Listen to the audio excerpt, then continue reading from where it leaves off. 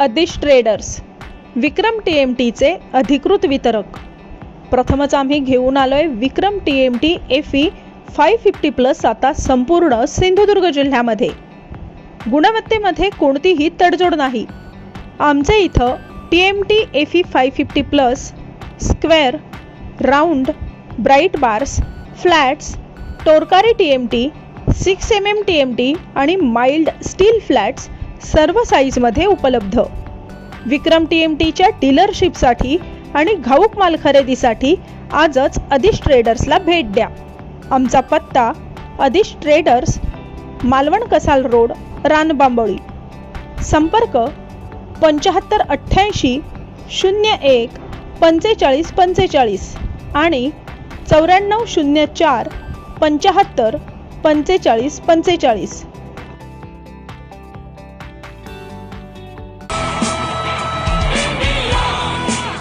नमस्कार, बहुत बहुत स्वागत है आप सबका।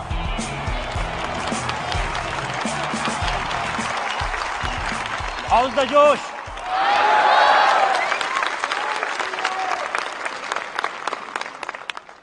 तो सलाम इंडिया के इस स्पेशल शो में आपका बहुत बहुत स्वागत है। चुनाव का महापर्व है, नारों का शोर है, वादे हैं, बहुत सारे दावे हैं और ऐसे समय में, इस शोर में शायद हम ये भूल जाते हैं कि ये चुनाव प्रधानमंत्री के, सरकार के 5 साल का अकाउंट लेने का चुनाव होता है। ये वक्त होता है जब प्रधानमंत्री देश की जनता के सामने अपने काम का हिसाब किताब देते हैं, जनता फैसला करती है। हमें फैसला करना है कि पिछले 5 साल में प्रधानमंत्री मोदी ने देश के लिए जो किया वो अच्छा किया या बुरा किया, बहुत किया या कुछ कमी रह गई। हमको फैसला करना है कि इस देश को एक मजबूत सरकार चाहिए। हमें फैसला करना है कि इस देश को एक खिचड़ी सरकार चाहिए या एक ऐसी सरकार चाहिए, एक ऐसा प्रधानमंत्री चाहिए जो पूरी दुनिया में भारत का सिर गौरव से ऊंचा कर सके।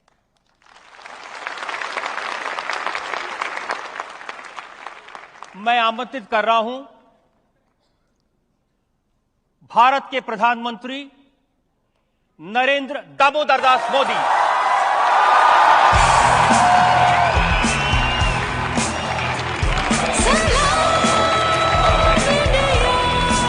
Please welcome Prime Minister Narendra Modi.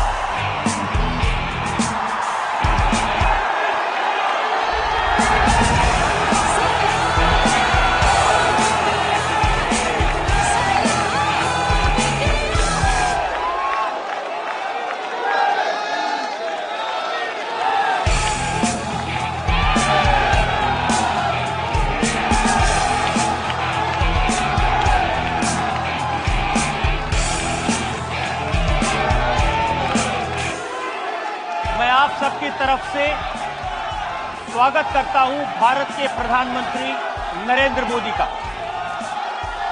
Modi ji, बहुत बहुत स्वागत है आपका। धन्यवाद रजत जी। लंबे अरसे के बाद आज आपको यहां आने का अवसर मिला है।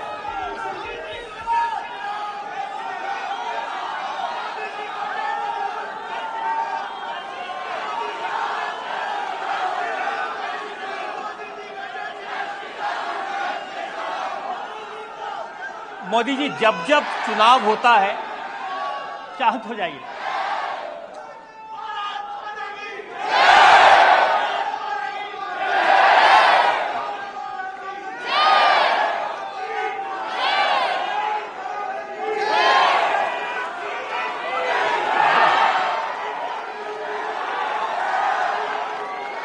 जरा अपनी एनर्जी बचा के रखिए। आपको 4 तारीख को भी इस एनर्जी की जरूरत लगेगी।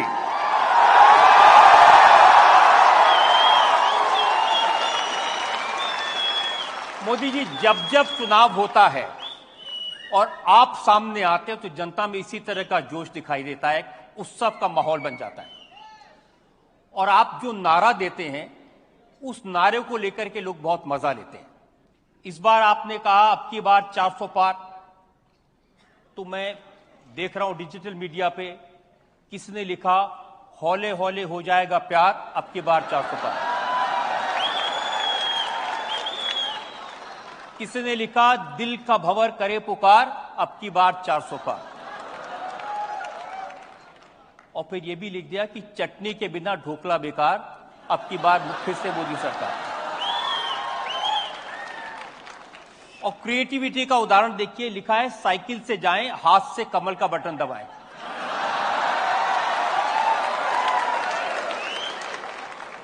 और फिर लिखा बेईमानों के लिए मोदी जहर है, गद्दारों के लिए मोदी कहर है और देश में मोदी की लहर है।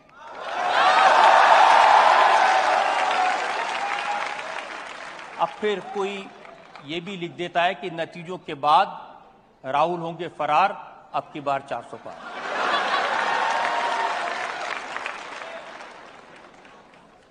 तो ये जो दीवानगी है हर चुनाव में दिखाई देती है।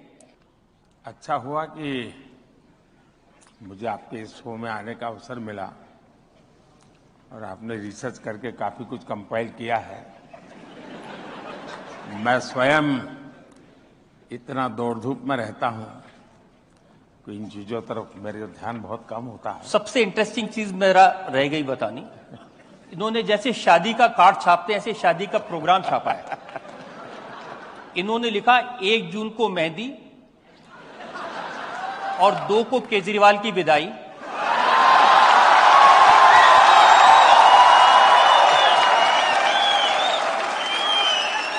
4 जून को ब्रेकफास्ट और उसके बाद हल्दी और लंच पे रोना धोना शुरू। 3 बजे ईवीएम की डोली में वापसी, 5 बजे विपक्ष की विदाई, 6 बजे विदाई का रोना और 7 बजे पप्पू जाएंगे इटली।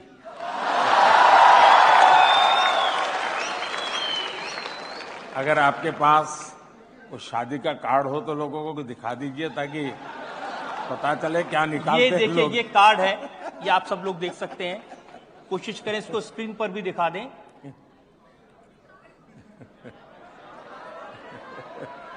अब ये शादी का कम विदाई का कार्ड ज्यादा लग रहा है।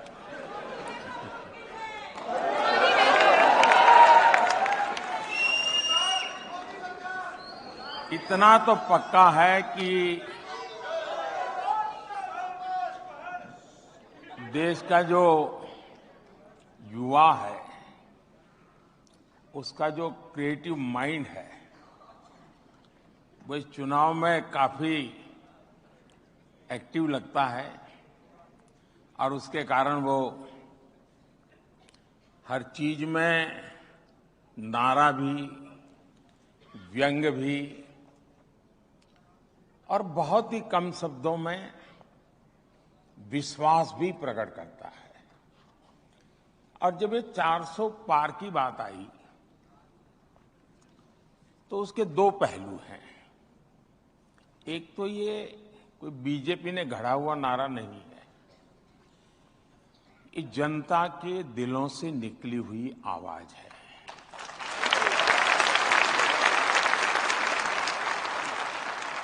जहां तक मोदी का सवाल है, आप देखते हैं कि 19 से 24 तक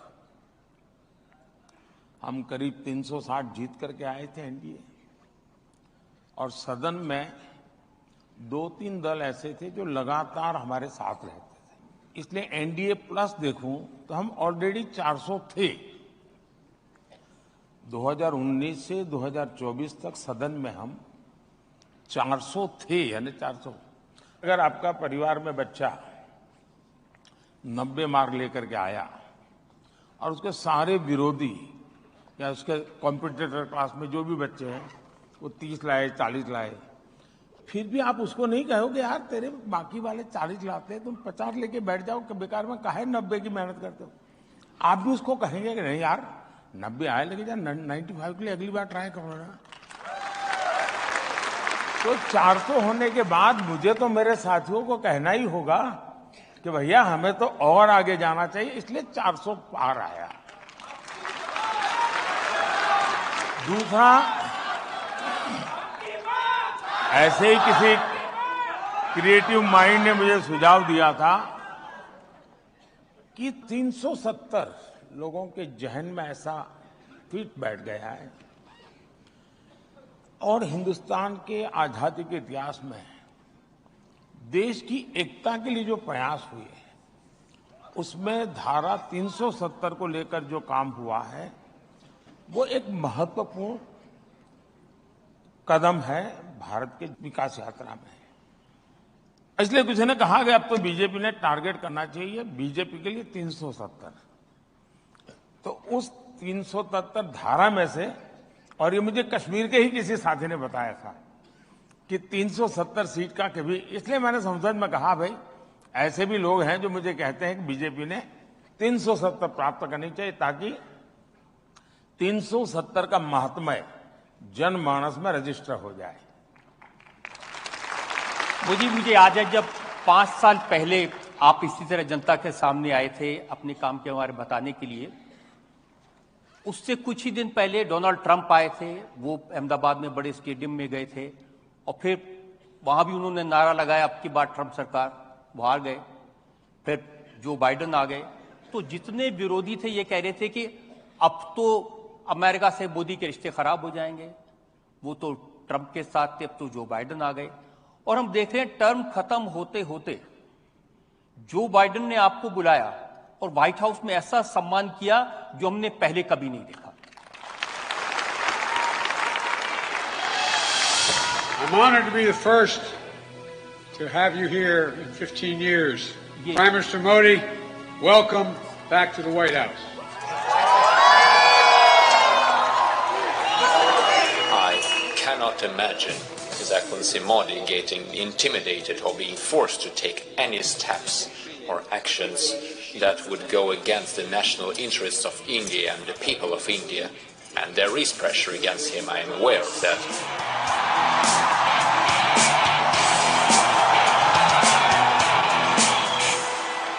He really wants to do the right thing for India.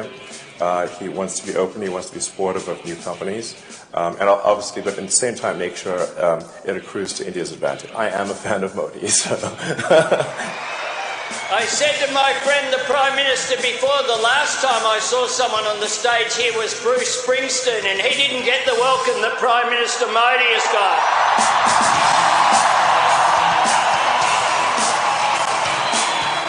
Prime Minister Modi is the boss.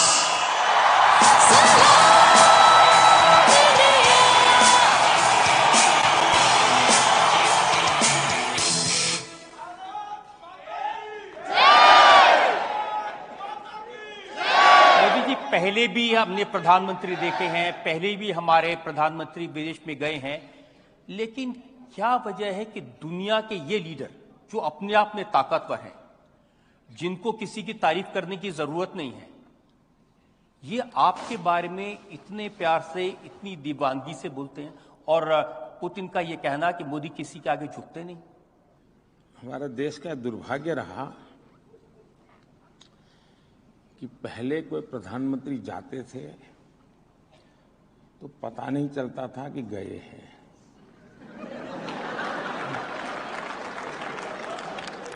और वापस आते थे तब भी पता नहीं चलता था कि आ गए क्या। दूसरा, इसमें मोदी नहीं है, ये हम भ्रम न फैलाएं और न हम भ्रम में रहे। मोदी शायद निमित्त हो सकता है और बोलने में शायद सरल है, इसलिए सरलता से उपयोग हो जाता होगा,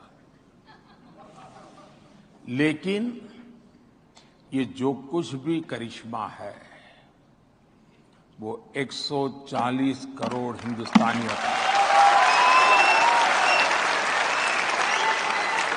भारत के सामर्थ्य का है। और मोदी ने 2013 में जब चुनाव की तैयारियां चल रही थी, भारतीय जनता पार्टी ने मुझे प्रधानमंत्री उम्मीदवार के रूप में घोषित कर दिया था। तो फिर मुझे लोग उसी रूप में मेरे से हर चीज पूछने लगे, मेरा एनालिसिस करने लगे। तो मेरी एक जो आलोचना होती थी मीडिया में, अगर आप लोग देखेंगे तो, अरे यार ये तो स्टेट में से आ रहा है, इसको न पूरे हिंदुस्तान की समझ है, ये दुनिया को कैसे अपनी बात को करेगा, ये दुनिया में कैसे अपनी बात ले जाएगा, दुनिया के साथ क्या करेगा। फिर जब टीवी मीडिया का दौर शुरू हुआ, चर्चाएं होने लगी, मेरे इंटरव्यू होने लगे, तो घूम फिर के ये सवाल आता था, भाई कि आपको तो कोई अनुभव नहीं, आप करेंगे क्या विदेश नीति में। अब चुनाव हिंदुस्तान का था, लेकिन सबने इकोसिस्टम ने फोकस ग्लोबल बना दिया था, ताकि मोदी उसी में फंस जाएगा, यहां तो अच्छी तरह खेल लेगा। तो मैंने तब एक वाक्य कहा था विदेश नीति के संबंध में, मैंने कहा वो तो देश की एक कंटिन्यूटी होती है, लेकिन जहां तक मोदी का सवाल है, अब देश न आंख झुका के बात करेगा, न देश आंख उठा करके बात करेगा, लेकिन ये देश आंख मिलाकर बात करेगा। और मुझे कोई इंफीरियरिटी कॉम्प्लेक्स नहीं होता है कि मैं तो कभी चाय बेचता था, ये देश दुनिया के इतने बड़े आदमी हैं, एक चाय वाला क्या करेगा, जाके चाय परोसेगा और क्या करेगा। लेकिन मेरे मन में जब भी मैं दुनिया के बड़े बड़े महारथियों को मिला, जरा वो हाइट बॉडी में भी ज्यादा होते हैं, कलर स्किन भी बड़ी उनकी प्रभाव पैदा करने वाली होती है, लेकिन जब मैं मिलता हूं तो मैं मोदी नहीं होता। जब मैं हाथ मिलाता हूं तब मुझे पता होता है कि 140 करोड़ देशवासी मेरे साथ हैं। और जब मैं 140 के मिजाज में ही चलता हूं तब मुझे दुनिया बहुत छोटी लगती है। मुझे लगता है मेरे देश के पास कोई कमी नहीं है, सामर्थ्य की कोई कमी नहीं है। मैं इस विश्वास से भरा हुआ होता हूं, और उसका प्रभाव तो होता ही होता है। सामने वालों को लगता है यार ये कल तो ऐसी कोई बात नहीं करता था, पहले तो कोई ऐसे खड़ा भी नहीं रहता था, ये तो यूं खड़ा रहता है। तो फिर भी उनका भी सोचना बदल जाता है जी।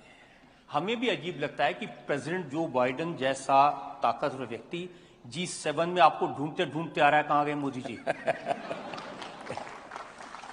ये बात सही है कि मैंने व्यक्तिगत रूप से मेरे संबंध बहुत नजदीकी हैं, खुलेपन के हैं। हर किसी से मेरी ऑफिशियल बातचीत के अलावा इनफॉर्मल बातचीत का दौरा बहुत होता है, मेरे टेलीफोन कॉल्स भी बहुत होते हैं। और मैं इफ्स एंड बट्स वाली बात नहीं करता जी। बादल होंगे तो बारिश होगा वगैरह ऐसी बातें मैं नहीं करता जी। बारिश होगा तो मैं कहूंगा हाँ होगा, नहीं होगा तो मैं कहूंगा नहीं होगा, यानी ब्लैक एंड व्हाइट में मेरी बात रहती है। तो दुनिया इसे पसंद करती है। दुनिया गोलमोल चीजों के बजाय उनको पता है, जैसे मैं रशिया से इन दिनों पेट्रोलियम वगैरह लेता हूं, क्योंकि मुझे तो मेरे देश के लोगों को, दुनिया में जो पेट्रोल की महंगाई आई है मेरे देश के लोगों पर न पड़े, तो मुझे जहां से सस्ता मिलेगा मैं लूंगा, क्योंकि मैं तो मेरे देश के लिए जी रहा हूं। कोई मेरी तारीफ करे के लिए मैं थोड़ा पैदा हुआ। लोगों ने मुझे कहा साहब ये अमेरिका नाराज हो जाएगा, तो अरे मैंने कहा किसी को खुश करना है तो मुझे 140 करोड़ लोगों को खुश करना है, मुझे और किसी को खुश नहीं करना। और हमने कारोबार चालू रखा, आज हमारे देश को हम बचा पाए हैं। लेकिन एट द सेम टाइम राष्ट्रपति पुतिन के साथ चेयर पर बैठ करके टीवी के सामने मैं कह सकता हूं कि ये युद्ध का समय नहीं है। और इसलिए दुनिया मेरे विषय में दुविधा में नहीं है। और उसको लगता है ये हिंदुस्तान का मिजाज है जो मोदी बोल रहा है। लेकिन मोदी जी, पहले भी हमारे नेता जाते थे और बड़े बड़े नाम वाले नेता जाते थे। या तो आप अमेरिका के साथ रहेंगे या रशिया के साथ रहेंगे, ये बोलोगे तो वो नाराज हो जाएगा, वो बोलेगा तो ये नाराज हो जाएगा। ये बैलेंस आपने चेंज किया। ये मूलभूत हमारी मुझे लगता है कि उस समय जो मूलभूत सोच रही थी वो ये थी इक्वल डिस्टेंस वाली, यानी हम सबसे इक्वल डिस्टेंस बना करके रहते हैं। दूरी बनाना ये मानदंड था। मैंने आकर के इसको बदला, हम दुनिया से जितनी हो सके उतनी नजदीकी करेंगे। डिस्टेंस वाला शब्द ही मैंने निकाल दिया। इससे क्या हुआ कि किसी को लगता है अच्छा वो मिस्टर ए आगे गया तो बी को लगता है यार मैं रह गया तो वो भी आगे आता है। फिर इधर से सी को लगा कि मोदी के पास वो तो पहुंच गया यार, मैं रह गया तो इधर वाला डी आता है। तो सब लोगों की अब लगता है कि हिंदुस्तान के पास जाना चाहिए और ग्लोबली कंपटीशन है हिंदुस्तान के निकट आने की। हमने विदेश विभाग ने पहले काम ऐसा किया कि दूरी बनाए रखो। क्यों? तो भाई हमारी चलेगी। आज मेरी स्थिति यह है, अब देखिए एक घटना मैं बताता हूं।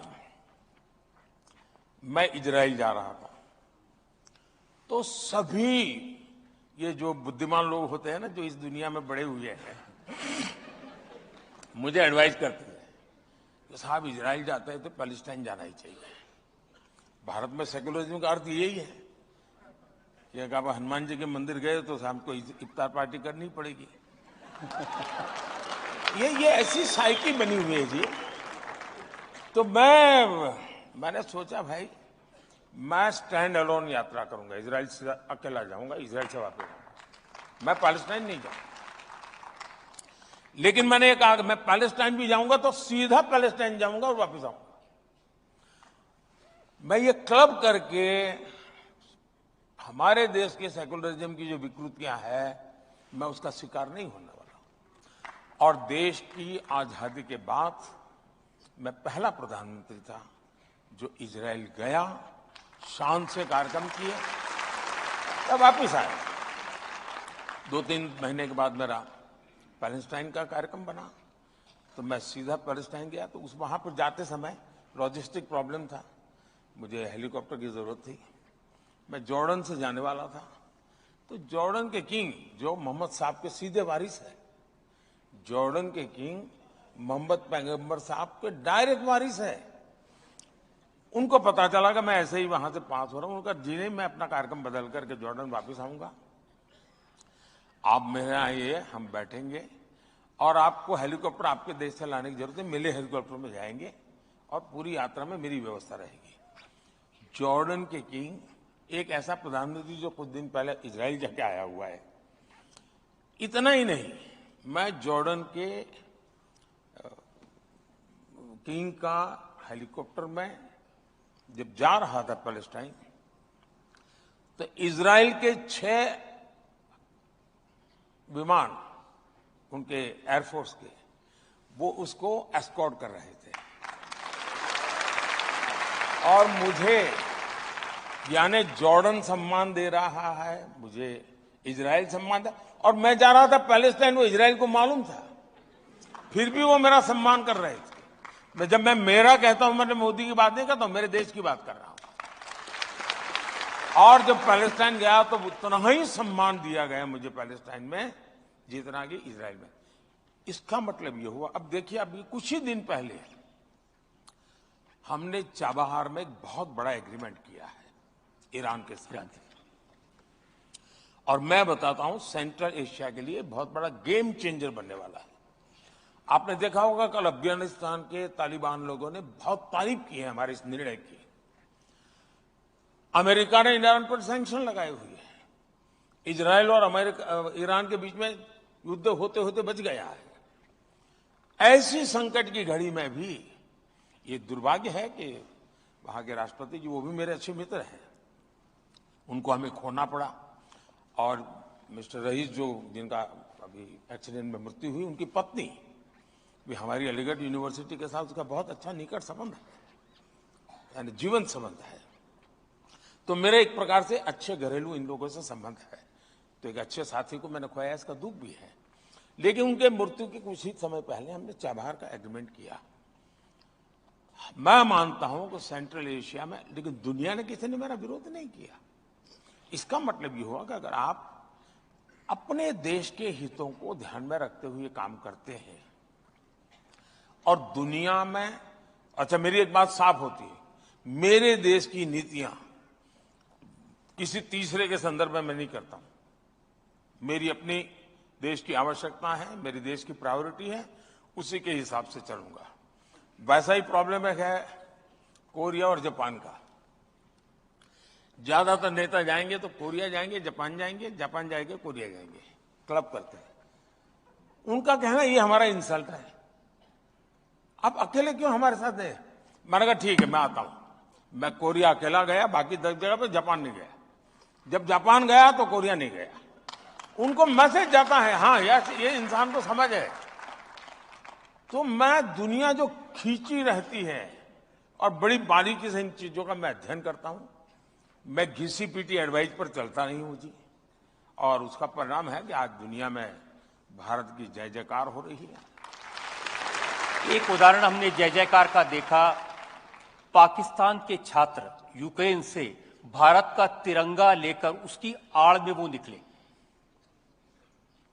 अब देखिए हमारे देश में भी कैसा चल रहा है, मैं तो हैरान हूं।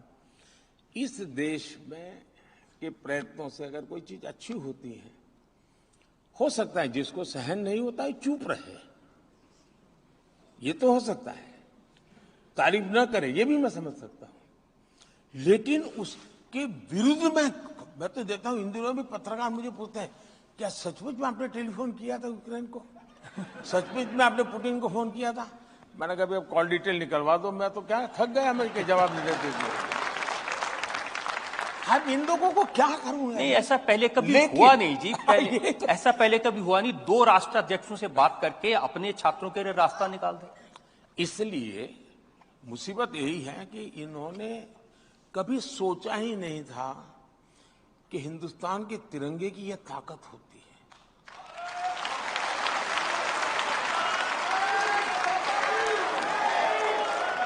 और मेरा पहला अनुभव मैं बता दूं, मैं चीजों को ऑब्जर्व करता हूं, स्टडी करता हूं, एनालिसिस करता हूं। मैं पहली बार कब अनुभव हुआ, जब नेपाल में भूकंप आया। तो हम जितनी मदद हो सकती थी हमारी तो जिम्मेवारी थी, क्योंकि और मुझे एक अनुभव था गुजरात के भूकंप के बाद काम का, मुझे अच्छा अनुभव था। तो मैं खुद चीजों को लीड करता था, मोबिलाइज करता था। लेकिन मैंने वहां देखा दुनिया के करीब 40 देश के लोग होंगे जिनको हमने कोई न कोई मदद करके नेपाल से बाहर निकाला। तो उस दिन मैं समझ गया कि अब तक ह्यूमैनिटेरियन ग्राउंड पर हेल्प, इसका ठेका पश्चिम का है। मैंने तय किया ये ठेका मेरा रहेगा। और इसलिए आपने देखा होगा कोविड में हम लोग चाइना से लोगों को वापस लाए, तो बहुत सारे अन्य देशों के लोगों को लेके आए। यमन में मुसीबत आई, हम अन्य देशों के लोगों को ले आए और उनको बाद में उनके देश में भेजा। अभी सूडान में हुआ हमारे देश के साथ, वहां भी अन्य देश के लोग फंसे थे, उनको भी ले आए। तो आज दुनिया में जो कभी हमारा नाम नहीं था, कि वरना तो ये था भी ये पश्चिम की दुनिया का ही एक प्रकार का उस पर ओनरशिप थी कि भाई ये ह्यूमैनिटेरियन ग्राउंड पे काम होना वाले यही लोग करते, ये लोग तो बिल्कुल कुछ नहीं करते। आज स्थिति ये है कि भारत, आप क्या करोगे मुझे पूछते हैं लोग, आप कैसे करोगे पूछते हैं, और मैं करता भी हूं। अब जैसे आर्टिकल 370 जब वापस लिया तो आपको इस बात की चिंता नहीं थी कि ये मिडिल ईस्ट के देश नाराज हो जाएंगे, कोई अरब कंट्रीज हमसे नाराज हो जाएंगे, हमारे 4 काम बंद कर देंगे? अब देखिए बहुत अच्छा सवाल है और ये जवाब मेरा शायद थोड़ा लंबा हो जाएगा, और शायद पहली बार मैं इस विषय को आपने मुझे ऐसी जगह पे छू लिया है कि शायद मैं कोशिश कर रहा हूं इसको आर्टिकुलेट करने की, क्योंकि एकदम से आपने पूछा है तो। लेकिन हमारे देश में जब भी कश्मीर की बात आती थी तो 70 साल तक इसको इंटरनेशनलाइज किया गया। दुनिया का हर देश कश्मीर के मुद्दे पर भारत को कटघरे में खड़ा करता था। थोड़ी बहुत अटल जी ने कोशिश की थी कि टेररिज्म को सेंटर पॉइंट लाए, लेकिन कुल मिलाकर के दुनिया में, और इसलिए 370 के संबंध में भी ये स्वाभाविक था कि दुनिया कोई बहुत बड़ा नाराजगी व्यक्त करेगी। हुआ उल्टा। दुनिया ने जितने देशों को लोग मानते थे कि इन मुद्दों पर भारत पर वो नाराजगी व्यक्त कर सकते हैं, भारत को घेर सकते हैं, अधिकतम लोग मौन रहे। जिन्होंने कहा वो ये कहा कि ये उनका इंटरनल मामला है। दुर्भाग्य ये है कि अरब देश तो शांत रहे, दुनिया के सभी इस्लामिक देश शांत रहे, मेरे देश की कांग्रेस चू चू करती रही।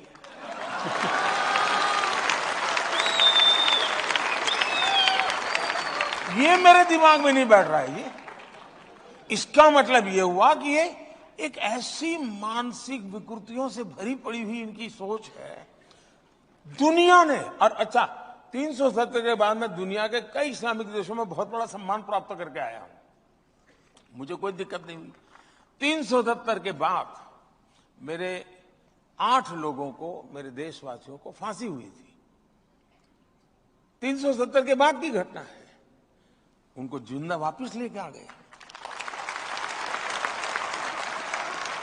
उस समय मोदी जी, मैं बहुत सारे जो हमारे ऑपोजिशन के लोग हैं उनके बयान सुनता था। जब कतर में हमारे लोगों को फांसी की सजा हो गई, वो जेल में थे, ओवैसी ने कहा, अरे मोदी जी तो कहते थे उनके बड़े संबंध हैं, क्या हुआ? अरे ये तो विश्वगुरु बनते थे, क्या हुआ? किसने कहा कि कतर, मोदी जी कहते थे इज माई सेकेंड होम, अब कुछ नहीं कर पा रहे। या तो उन्होंने मोदी का पूरा स्टडी नहीं किया है, या तो वो मोदी की बात आई उस समय मीडिया में जाएंगे तो थोड़ी जगह मिल जाएगी, इसलिए चले जाते हैं। क्योंकि मोदी एक ऐसी ब्रांड है जिसके कारण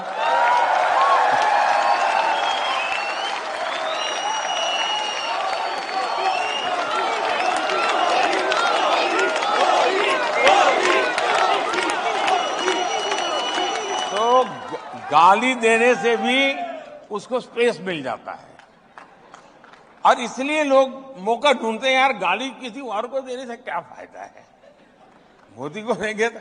और इसलिए जल्दबाजी, उनको पता होना चाहिए कि यार कुछ तो होगा, ये कुछ तो चलता होगा, बोलता नहीं है, कुछ करेगा, ये इनको समझ होनी चाहिए। अब इतने साल हो गए, अब मेरा और मेरे कोई सीक्रेट कुछ नहीं है, ओपन है जी। कोई ढंग से बराबर स्टडी करे, मीडिया के लोग भी नहीं करते जी, माफ करना।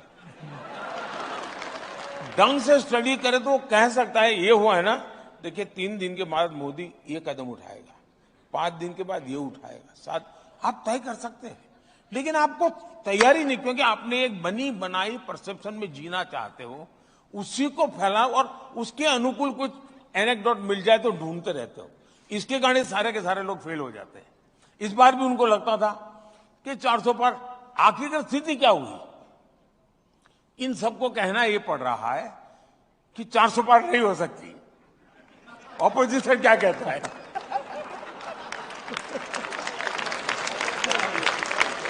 उनको समझ ही नहीं आया कि कहां ले जा रहा हूं मैं।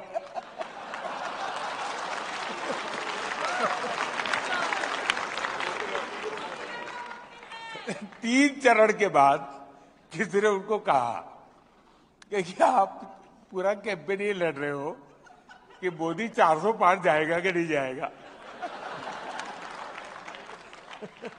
अब एक नई सलाह आपको दी गई है कि भाई पाकिस्तान से जरा डर के रहो, उसके पास न्यूक्लियर बम है।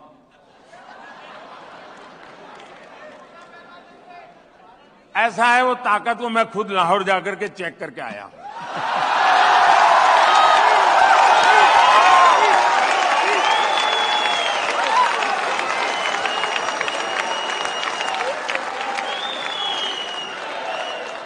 और बिना कोई सिक्योरिटी चेक में सीधा चला गया। और वहां पर एक रिपोर्टर रिपोर्ट कर रहा था, अल्लाह तौबा, हाय अल्लाह तौबा, ये बिना वीजा कैसे आ गए? ये चर्चा थी टीवी पे। ये बिना वीजा कैसे आ गए? अरे वो तो मेरा ही देश था यार किसी जमाने में।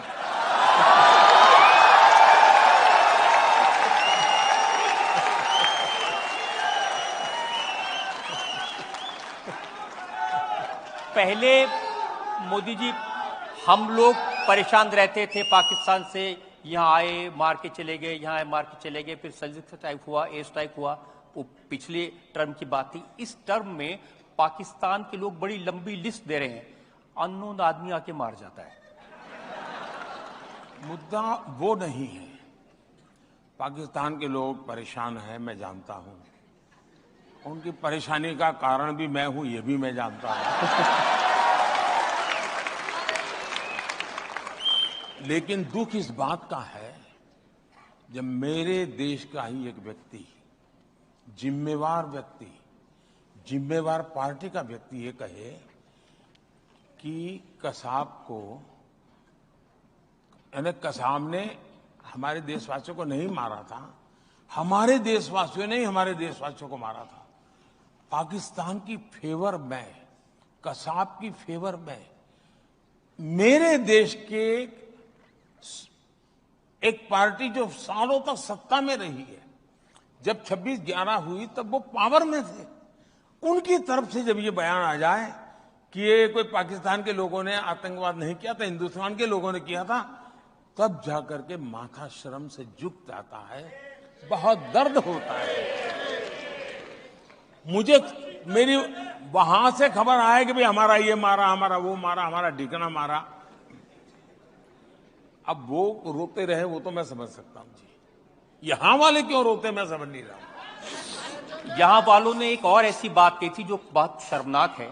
जब राम मंदिर बन के तैयार होने वाला था तो उद्धव ठाकरे की पार्टी के प्रवक्ता ने कहा कि ट्रेन में राम भक्तों को ले जाएंगे और पाकिस्तान की मदद से उस ट्रेन के ऊपर गोले बरसाएंगे, लोग मर जाएंगे, दंगे होंगे और फिर मोदी जी चुनाव जीत जाएंगे। अब दंगे तो नहीं हुए, कोई ट्रेन भी नहीं चली। अब जाकर के उनको किसी ने पूछना चाहिए कि भी आप कोई दवाई ववाई लेते हैं कि नहीं लेते हैं, कोई मेडिकल चेकअप कराया कि नहीं कराया, कोई तो पूछो जाके भाई। चलिए आप ये सवाल नहीं पूछ सकते, लेकिन उनकी हेल्थ का तो पूछो, उनकी बीमारी क्या है ये तो पूछो, क्योंकि ऐसी बातें ऐसे नहीं निकलती भाई, कोई स्वस्थ मनुष्य थोड़ा करता है। तो सचमुच में आप जैसे लोग और आप लोगों की पहुंच हर जगह पे होती है, जरा पूछो तो भाई, अब तबीयत ठीक है ना, ये पूछना चाहिए उनको। कुछ नहीं हुआ फिर भी 400 पार।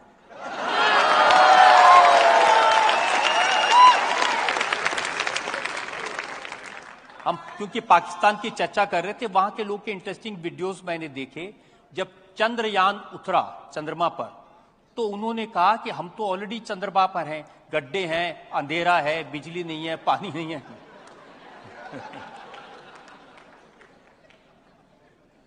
ऐसा है, उनके लिए झंडे पर चांद है तो बहुत कुछ है, मेरे लिए चांद पे झंडा हो वो सब कुछ है।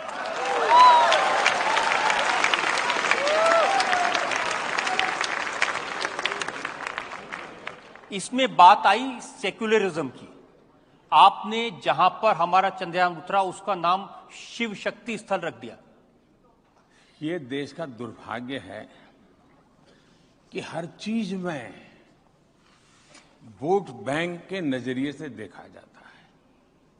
कोई मुझे कहे कि शिव शक्ति से इतराज क्या है जी, इस सृष्टि के नियंता है, और मेरा गुनाह ये कि मैंने कहा कि चंद्रमा पर जहां पर मेरा चंद्रयान लैंड किया था उस पॉइंट का नाम मैं किसी भी बीजेपी के नेता का रख सकता था, कोई मुझे मना नहीं करता, क्योंकि उन्होंने वो परंपरा बनाई थी। लेकिन मैंने वैसा नहीं किया, मैंने शिव शक्ति रखा। तो वो इनके दिमाग पर ऐसा उसका असर था, बोल तो पाए नहीं, लेकिन बाद में कोई 1 साल के बाद उन्होंने बयान दिया कि हिंदू में जो शक्ति है ना, मैं उस शक्ति को नष्ट कर दूंगा। अब वो मुझे पता है यार, उस दिन का जहर वहां तक पड़ा हुआ है, लेकिन उनको मालूम नहीं है कि मैंने शिव और शक्ति दोनों बोला है, और शिव में जहर पीने की ताकत भी तो बहुत होती है।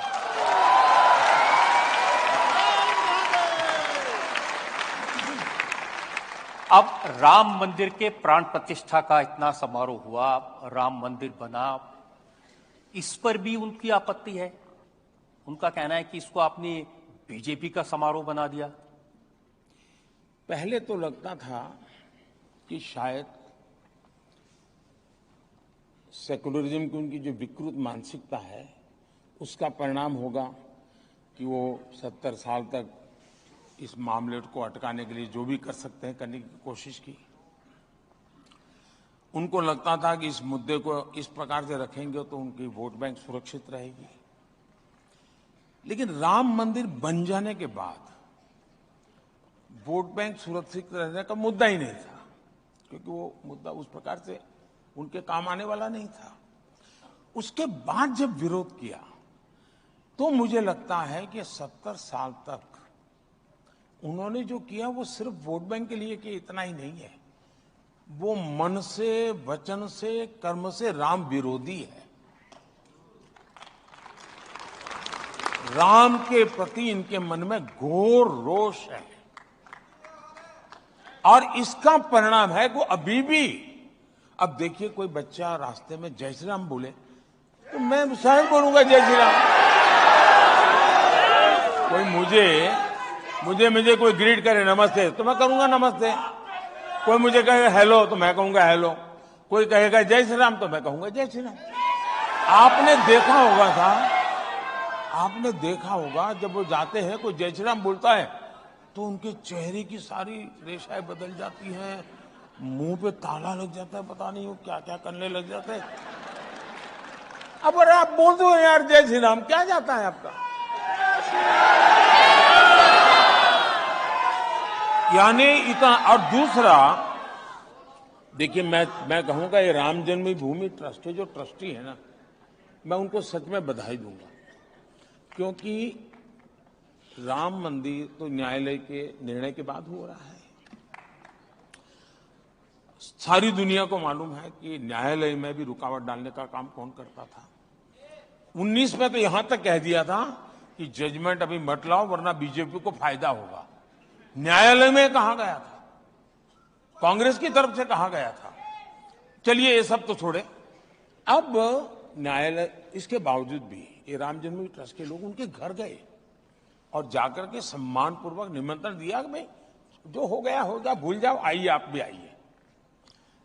जैसे वो उनके यहां गए वैसे ही जो 2-2, 3-3 पीढ़ी से अदालत में लड़ाई लड़ रहे थे अंसारी परिवार, उनके बेटे इकबाल अंसारी जो भी अदालत में राम जन्मभूमि के खिलाफ केस लड़ रहे थे, बाबरी मस्जिद के लिए लड़ाई लड़ रहे थे, उनको भी निमंत्रण दिया कि भाई चलिए अब तो न्याय का निर्णय हो चुका है न्यायालय का, आप आइए, आप देखिए साहब निर्णय देश करे। इकबाल अंसारी जो कि जीवन भर उनका परिवार बाबरी मस्जिद के लिए अदालतों में लड़ता रहा, राम जन्मभूमि के विरुद्ध में लड़ता रहा, लेकिन चूंकि सुप्रीम कोर्ट ने न्याय दिया है, वो स्वयं प्राण प्रतिष्ठा के कार्यक्रम में आकर के बैठे और इन लोगों ने बहिष्कार किया। तब जाकर के चिंता होती है कि क्या सोच है। इतना ही नहीं, मुझे बाद में अभी पता चला कि श्रीमान इकबाल अंसारी वो कोई अमीर व्यक्ति, वो सामान्य परिवार के व्यक्ति हैं। उन्होंने भगवान राम मंदिर का जो एक मॉड्यूल था लकड़े का, वो कहीं से खरीद के लाए, और उनका जो पीएसओ था वो हिंदू है, उसको उन्होंने गिफ्ट किया। इकबाल अंसारी ने गिफ्ट किया उनको। इसका मतलब ये हुआ कि वो उनको लगता था कि ये मेरा हक है इसलिए मैं लड़ता हूं, लेकिन न्यायालय ने एक बार निर्णय किया, उसको उन्होंने सिर आंखों पर चढ़ाया। तो इकबाल अंसारी को मत सेकुलरिज्म सही है कि इनका सेकुलरिज्म सही है, ये चिंता का विषय है देश के लिए। इसीलिए आजकल आपको सांप्रदायिक कम्युनल, हिंदू मुसलमान करने वाला कह रहे हैं। ऐसा है कि या तो किसी ने नई डिक्शनरी लिखनी पड़ेगी, क्योंकि सारी डिक्शनरी खाली हो गई। मुझे गाली देते देते सारी डिक्शनरी के शब्द प्रयोग खाली हो गए हैं। अब उनके पास कोई गालियां ही नहीं बची हैं, तो घूम फिर करके वो हिंदू मुसलमान बोले बिना उनकी वोट बैंक को वो जगा नहीं सकते, क्योंकि काम तो किया नहीं। 60 साल तक किसी मुसलमान बच्चे को पढ़ाया होता, उसको कहीं अच्छा रहने के लिए घर दिया होता, उसको टॉयलेट दिया होता, उसके घर में बिजली दी होती, बच्चों की अच्छी, वो तो किया नहीं। तो उनको डराओ, मार देंगे, या आएंगे तो काट देंगे। ये मोदी है, अब फिर उसमें योगी जोड़ दिया।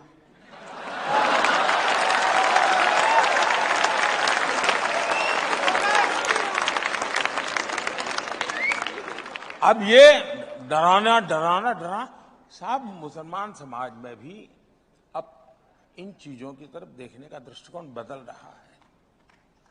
मैं मुल्ला मौलवियों की बात नहीं करता हूं, जिनका वेस्टर्न इंटरेस्ट, तो हिंदुओं में भी ऐसे लोग होते हैं, तो उनकी मैं बात नहीं करता। लेकिन जनरल मेरा तो काफी लोगों से इंटरेक्शन होता है, और मेरा अनुभव है कि ये जो भड़काने वाली बातें हैं उससे तो वो प्रभावित नहीं हो रहे। वो समझते हैं कि इनका वोट का जमाना इसलिए कर रहे हो। मोदी जी, आज तक किसी लीडर की हिम्मत नहीं हुई जो ये कहे कि मुसलमानों को आरक्षण नहीं देना चाहिए, मुसलमानों को आरक्षण देना गलत है, और आप तो चुनाव में खुलेआम कह रहे हैं। मैंने कांग्रेस पार्टी को पिछले 1 महीने से कहता हूं कि भाई आप लिखिए, मैं देश को गारंटी दो। एक, आप भारत के संविधान को नहीं बदलेंगे। दूसरा, संविधान बदल करके धर्म के आधार पर आरक्षण नहीं देंगे। तीसरा, आप SC, ST, OBC का आरक्षण छीन करके आप धर्म के आधार पर वोट जिहाद वालों को आरक्षण नहीं देंगे। लिख करके दो, नहीं देते हैं। देश को दो ना भाई, बयान तक देने की हिम्मत नहीं है। फिर क्या कहते हैं, अरे हमारा मैनिफेस्टो देखो। मैं पूछता हूं, क्या किसी कांग्रेस के मैनिफेस्टो में लिखा है कि वो करप्शन नहीं करेंगे या करेंगे? करप्शन करेंगे ऐसा उनके मैनिफेस्टो में कहीं पर है क्या? कांग्रेस के पिछले 50-60 साल के मैनिफेस्टो देख लो, एक भी मैनिफेस्टो में उन्होंने करप्शन का कार्यक्रम लिखा है क्या? जरा बताइए ना, करप्शन करते हैं कि नहीं करते हैं? अब मैं पूछूंगा करप्शन क्यों करते हैं, वो कहेंगे मेरा मैनिफेस्टो देखो कहीं लिखा है क्या? अरे ऐसे थोड़ा होता है जी। और आप देख लीजिए, डॉक्टर मनमोहन सिंह जी का बयान देख लीजिए, ये शहजादे का बयान देख लीजिए। उनके मैनिफेस्टो में ये कहते हैं कि अब ठेके धर्म के आधार पर दिए जाएंगे। मतलब कहीं ब्रिज बन रहा है तो आज ठेका कैसे मिलता है कि भाई उनके पास रिसोर्सेज कितने हैं, कैपेबिलिटी कितनी है, एक्सपीरियंस क्या है, ट्रैक रिकॉर्ड क्या है, आर्थिक क्षमता कितनी है, टेक्नोलॉजिकल उनकी क्षमता कितनी है, सारी चीजें देख करके टेंडर से कोई व्यक्ति प्राप्त करता है। अब ये क्या कहते हैं, अब इसमें आरक्षण होगा। अब मुझे बताइए साहब, वो ब्रिज बनाना है कि आपको आपके चुनाव जीतना है और कुछ काम है क्या? इतना ही नहीं, इन्होंने यहां तक मैनिफेस्टो में कहा है कि खेल में भी अब वो धर्म के आधार पर आरक्षण लाएंगे। अरे भाई, खिलाड़ी सुबह 4 बजे उठ करके पसीना बहाता है जी, तब जाकर के खिलाड़ी बनता है। जिंदगी के 15-20 साल वो खपा देता है, और आप कहोगे ठीक है भाई, तुम उस मां की गोद से पैदा हुई है, तुम नहीं हो सकते, उस मां की गोद से पैदा होकर वो आ जाएगा। ये कैसे हो सकता है? और ये हिम्मत इनकी ऐसी चीजें मैनिफेस्टो में लिखने की। क्या देश ऐसे चलाएंगे क्या? हमारा मंत्र है सबका साथ सबका विकास। लेकिन मोदी जी, ऐसी बातें खान मार्केट गैंग का नाम लेकर के आज तक किसी की हिम्मत नहीं हुई कहने की जो आप कह रहे हैं इतने खुले। ऐसा है कि मुझे आगे पीछे कोई रोने वाला नहीं है।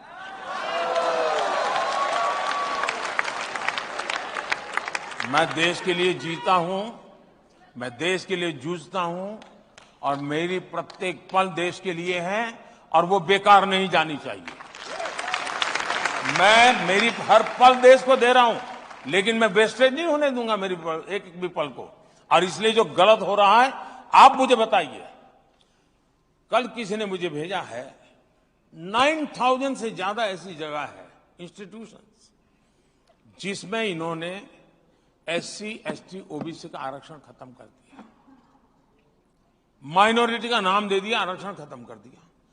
एक PSU को अगर आप प्राइवेटाइज करो तो कांग्रेस पार्टी के अध्यक्ष हाउस में चिल्लाते हैं कि आप प्राइवेटाइजेशन इसलिए कर रहे हो कि आप SC, ST कोटा हट जाएगा तो दलितों को नौकरी का क्या होगा।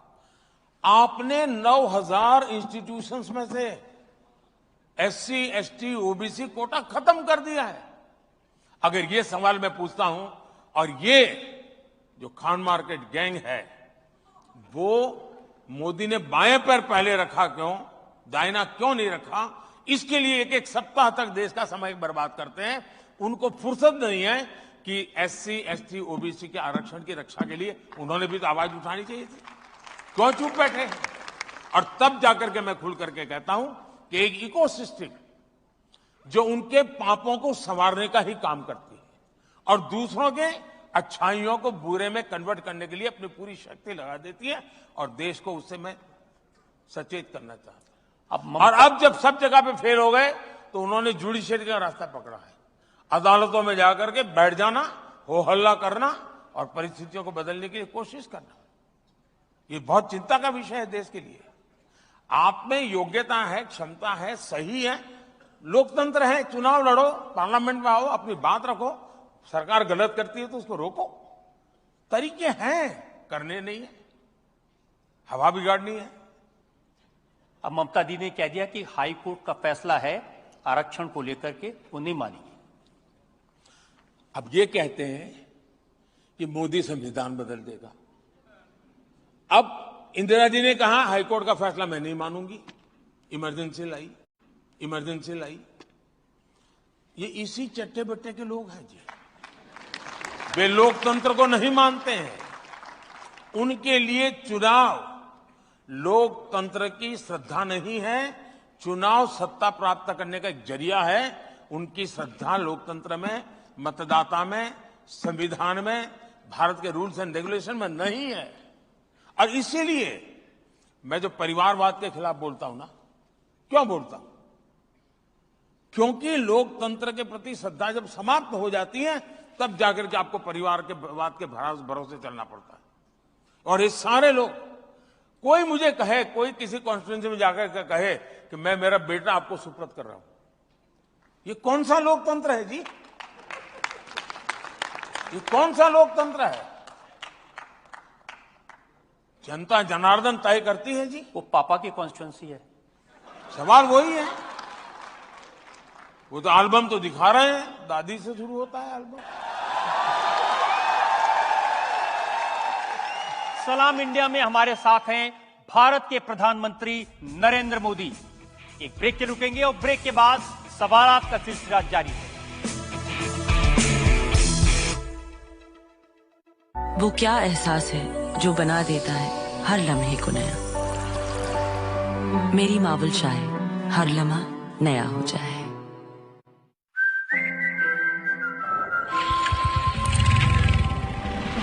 है भारत हम चल पड़े किस जुनून किस शान से, जन्नत नुमा कश्मीर से, आसाम के बागान से, दिल्ली का लहड़पन लिए यूपी के खलिहान से, महाराष्ट्र से, गुजरात से, कर्नाटक से, राजस्थान से, तब हिंदुस्तान मिले हिंदुस्तान से। जय हो विजय हो देश हो विदेश हो जय के हो।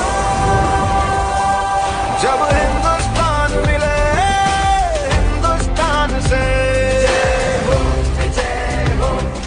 जब हिंदुस्तान मिले हिंदुस्तान से।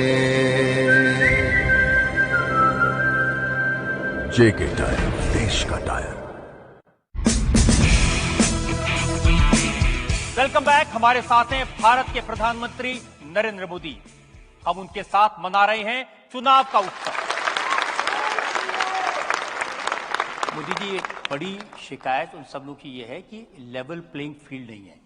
कोई बेल पे है, कोई जेल में है, क्या लड़े कैसे? जो लोग लेवल प्लेइंग फील्ड की बातें करते हैं, अब देखिए, नाचना नहीं तो आंगन बांका, ऐसा कैसी कहावत है ना, है? आंगन टेढ़ा, नाच न जाने आंगन टेढ़ा। हाँ, ऐसी एक कहावत है। अब पराजय निश्चित है। अब सवाल यह है कि एक तो है भी मॉरल विक्ट्री घोषित करो, दूसरा है ईवीएम को गाली दो। अब आपने देखा होगा कि तीसरे चरण के बाद ईवीएम मैदान में आ गया है। ईवीएम के लिए रोना धोना, आंकड़े क्यों पहले नहीं आए, बाद में क्यों नहीं आए, ड्यूरिंग इलेक्शन हर हफ्ते सुप्रीम कोर्ट में विवाद खड़े कर दिए जाते हैं। मतलब बहुत सोची समझी रणनीति के तहत भारत के लोकतंत्र की दुनिया में प्रतिष्ठा न बने। भारत का लोकतंत्र बहुत जीवंत है, भारत के मतदाता बहुत जागरूक है, भारत की चुनाव प्रक्रिया ट्रांसपेरेंट है। इस पर वो सवालिया निशान खड़ा करना चाहते हैं ताकि दुनिया में, और ये हरकत छोटी नहीं है जी, इसको गंभीरता से लिया जाए और जो भी भारत को प्यार करते हैं उन सबको इस संकट को समझना होगा कि ये मामला सिर्फ ईवीएम कह करके चुनाव का पराजय का ठिकरा फोड़ने वाला है, इतना नहीं है। भारत की लोकतांत्रिक प्रक्रिया को ही सवालिया निशान दुनिया में लग जाए, ये इनका इरादा है। भारत में बेइज्जती, भारत की दुनिया में बेइज्जती हो, इसका खेल है। और मोदी जीत जाए तो आज दुनिया में जितनी इलेक्टेड गवर्नमेंट्स हैं, यानी ट्रू सेंस में डेमोक्रेटिक बॉडीज है, इस चुनाव के बाद भारत का प्रधानमंत्री दुनिया की सीनियर कैटेगरी में आ जाएगा।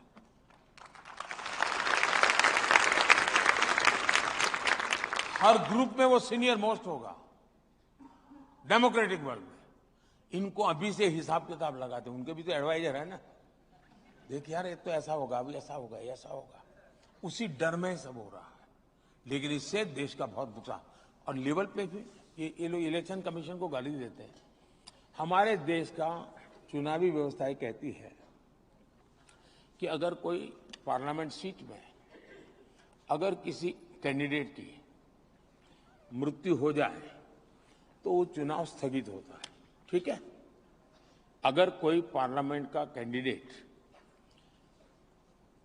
उसका स्वर्गवास हो जाए तो वो सीट, चुनाव स्थगित हो जाता है, उसकी डेट बाद में आ जाए। कोई मुझे बताए कि राजीव गांधी नाम का एक व्यक्ति जो पार्लियामेंट के चुनाव का कैंडिडेट था, उनकी आतंकवाद में हत्या हो गई, उनकी सीट कैंसिल होनी चाहिए थी, रुकनी चाहिए थी चुनाव, लेकिन उस समय के इलेक्शन कमीशन ने पूरे देश का चुनाव रोक दिया, कोई लॉजिक नहीं था। और करीब 21-22 दिन दिए और उनके अस्थि लेकर के पूरे देश में यात्राएं चली और फिर चुनाव की डेट दी गई। तो कौन सा लेवल पे था देश के इलेक्शन कमीशन? और बाद में वो खुद कांग्रेस के कैंडिडेट बन के अडवाणी के खिलाफ चुनाव लड़ रहे थे। आप इलेक्शन कमीशन की बातें करते हो। और इसलिए जो न्यायिक हो रहा है वो उनको लेवल प्ले फील्ड नहीं लगेगा। बहुत स्वाभाविक है, क्योंकि उन्होंने अब तक स्पेशल कैटेगरी, स्पेशल फायदा उठाया। मेरी पार्टी के अध्यक्ष, दुनिया की सबसे बड़ी पॉलिटिकल पार्टी, मान्य ऑपोजिशन पार्टी, 26 जनवरी 15 अगस्त को मेरी पार्टी के उस समय के अध्यक्ष को 7वीं 8वीं लाइन पे सीट मिलती थी। पार्टी के अध्यक्ष, इस देश के किसी इकोसिस्टम को नोटिस करने का मूड नहीं था। राजनाथ जी अध्यक्ष थे और मैं देखा कि 15 के अंदर उनका एक एमपी जो पार्टी का अध्यक्ष भी नहीं था, उसको 4th 5वीं रो में सीट थी। देश भर में तूफान मच गया, अपमान कर दिया। यानी कैसी आप लोग दरबारी करते हो? किसकी दरबारी करते हो आप लोग? मेरा सवाल है ऐसे लोगों पर। क्या ये लोकतंत्र है? एक लेवल प्ले फेयर है क्या? और जब सच बोलते हैं तो आप लोगों को बुरा लगता है, और अगर सच बोलने की कोई सजा होती है उससे भुगतने के लिए मोदी हमेशा तैयार होता है। देखिए, उनको एक बात बहुत बुरी लगी है कि चुनाव से पहले दो मुख्यमंत्रियों को जेल में डाल दिया। कोई जेल में डालता है क्या? मुझे बताइए। आपने नोटों के ढेर देखे कि नहीं देखे? आप नोटों के ढेर देख करके आपको क्या लगता है? क्या ये मेहनत की कमाई के पैसे हैं क्या? नोटों के पहाड़ पकड़े जा रहे हैं। अब नोटों के पहाड़ पकड़े जाएं और सरकार कुछ करेगी नहीं तो आप कहेंगे यार कुछ एडजस्टमेंट हो चुका है पीछे से। अब यही कहेंगे। आप दिल्ली के बच्चों की जिंदगी बर्बाद करते हैं। हर स्कूल के बगल में शराब के ठेके लगा दिए जस्ट करप्शन करने के लिए और न्यायिक प्रक्रिया से। और अगर किसी को देखना है तो सुप्रीम कोर्ट ने झारखंड के सीएम के लिए कल क्या कहा है, दिल्ली के मंत्री के लिए 2 दिन पहले हाईकोर्ट ने क्या कहा है। कोर्ट करती है निर्णय, हम नहीं करते। न हम किसी को जेल भेज सकते हैं, न हम किसी को जेल में रख सकते हैं। ये निर्णय अदालत करती है। और मेरा मत है, अगर रेलवे के टिकट चेकर को आप तनख्वाह देते हो, उसका काम है ट्रेन में टिकट चेक करे और बिना टिकट वाले को जुर्माना करे, उसका काम है। आप काम करने वाले की तारीफ करोगे कि नहीं करोगे? मान लीजिए कहीं से हेरोइन पकड़ा गया 1500 करोड़ का, तो हेरोइन पकड़ने वाले को आप तारीफ करोगे कि नहीं करोगे? किसी गांव में किसी जगह पे चोरी हो गई और किसी पुलिस वाले ने हिम्मत करके चोरी पकड़ ली, तो गांव वाले मिलकर के उसका सम्मान करते हैं कि नहीं करते हैं?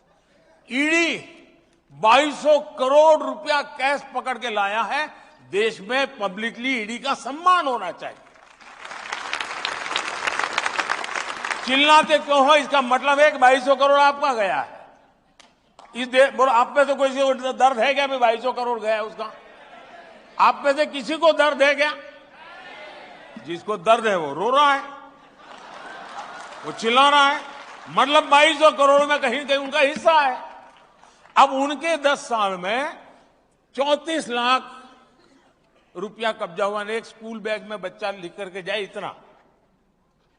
हमने 2200 करोड़ पकड़ा, मतलब 70 टेम्पो चाहिए, 70 उसको भरने के लिए। ईडी काम कर रहा है। और मेरा एज ए प्राइम मिनिस्टर मैं 2014 का चुनाव इसी मुद्दे पर लड़के आया हूं। देश की जनता ने इसी काम के लिए मुझे बिठाया है। मोदी जी, पहले ऐसा नहीं होता था, आपने ये नई चीजें शुरू की हैं। कोई नेताओं को नहीं पकड़ता था, वो राजनीति में आते इसलिए थे कि करें और बचे रहें। देश की जनता यही कहती है कि आप छोटे छोटे लोगों को तो जेल में डाल देते हो और बड़े बड़े खिलाड़ी छूट जाते हैं। अब ये देश में होगा नहीं।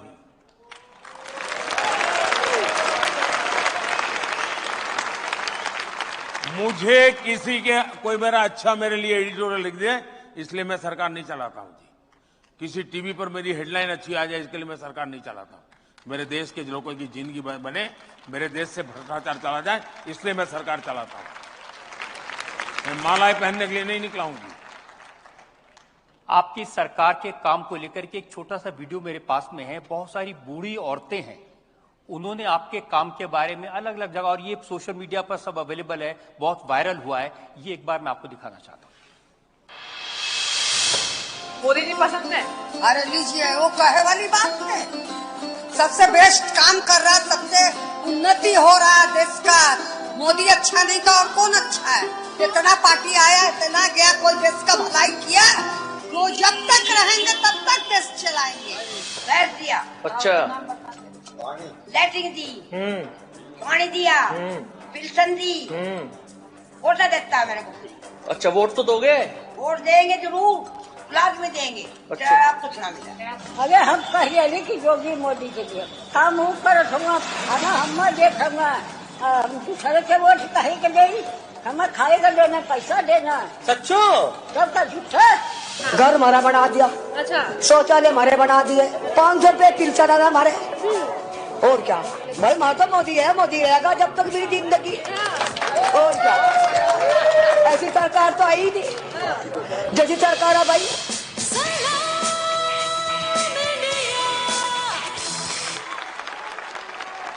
एक तो मैं इन माताओं का बहुत आभारी हूं कि वो ऐसा खुल करके आशीर्वाद दे रही हैं। लेकिन मीडिया जगत के लोग जरा एनालिसिस करें कि बड़े बड़े नेता भी इतनी बारीकी से, इतनी स्पष्टता से नहीं बोलते हैं जितना एक अनुभव किया हुआ व्यक्ति बोल रहा। मतलब ये सच्चाई बोल रही है, ये शब्दों का श्रृंगार नहीं है, ये भीतर से निकला हुआ एक आशीर्वाद का पत्र है जी। और यही मेरी ताकत है। और मेरी सरकार की अगर कोई विशेषता है तो यही है लास्ट माइल डिलीवरी। आखिरी व्यक्ति तक जो योजना है वो पहुंचनी चाहिए। और मुझे खुशी है, ये जब मैं सुनता हूं, मुझे खुशी है कि मैं इस काम को कर पाया।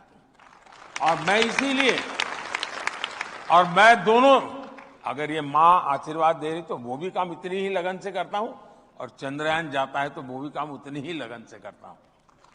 मैं सभी सर्वांगीण विकास के पक्ष में हूं और मैं कोशिश करता हूं, लेकिन माताओं का आशीर्वाद मुझे हमेशा रहा है, ये मेरा सौभाग्य है। मोदी जी हमेशा कहते हैं कि ये जो पैसा इन लोगों तक डायरेक्ट पहुंचता है वो डिजिटल है, इसलिए पहुंचता है। एस जयशंकर आपकी अदालत में आए, उन्होंने बड़ा इंटरेस्टिंग किस्सा बताया। उन्होंने कहा जब वैक्सीनेशन का सर्टिफिकेट दिखाना था, वो अमेरिका में थे, अपने बेटे को मिलने गए थे, तो रेस्टोरेंट में जाने लगे तो उन्होंने अपने मोबाइल से दिखाया और बेटे ने जेब से मुड़ा तोड़ा कागज निकाला। तो उनको लगा कि हाँ ये भारत है और ये अमेरिका है। ये समाचार सुनकर के आनंद होता है, लेकिन पार्लियामेंट में, देश के सुप्रीम कोर्ट में जिनकी धाक चलती है, ऐसे व्यक्ति जो कभी देश के वित्त मंत्री रहे लंबे अरसे तक, वे पार्लियामेंट में इस युग में ये कहे कि देश में मोबाइल कौन जानता है, इंटरनेट कौन जानता है, ये फिनटेक का तो क्या लेना देना है। और ये बहुत पुरानी बात नहीं कर रहा हूं मैं, कुछ ही वर्षों पहले की बात कर रहा हूं। और दूसरी तरफ मेरा देश डिजिटल इंडिया के दूसरी है। G20 समूह में मैंने देखा, दुनिया का हर देश मुझे पूछता था कि इतना बड़ी रिवॉल्यूशन आई कैसे। और जब लोग आज भी विदेश से मेहमान आते हैं तो उनकी एम्बेसी उनको किसी रेडी पटरी वाले के यहां ले जाते हैं और दिखाते हैं कि देखो ये ऑनलाइन पैसे लेगा, बोले ऑनलाइन लेगा, लैंग्वेज नहीं जानता है तो भी।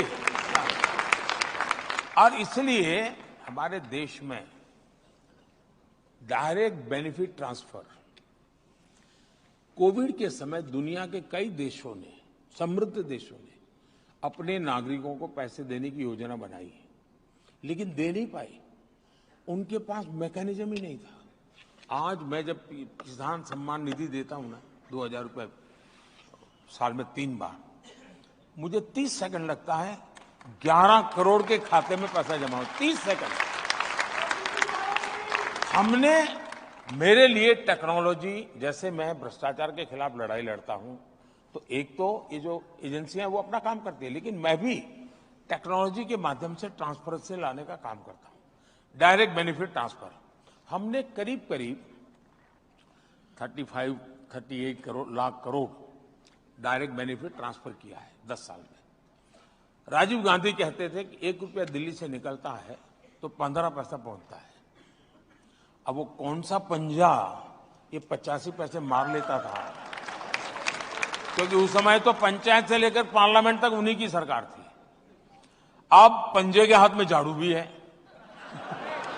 तो पहले पंजा 85 पैसे मारता था, 95 पैसे मारेगा।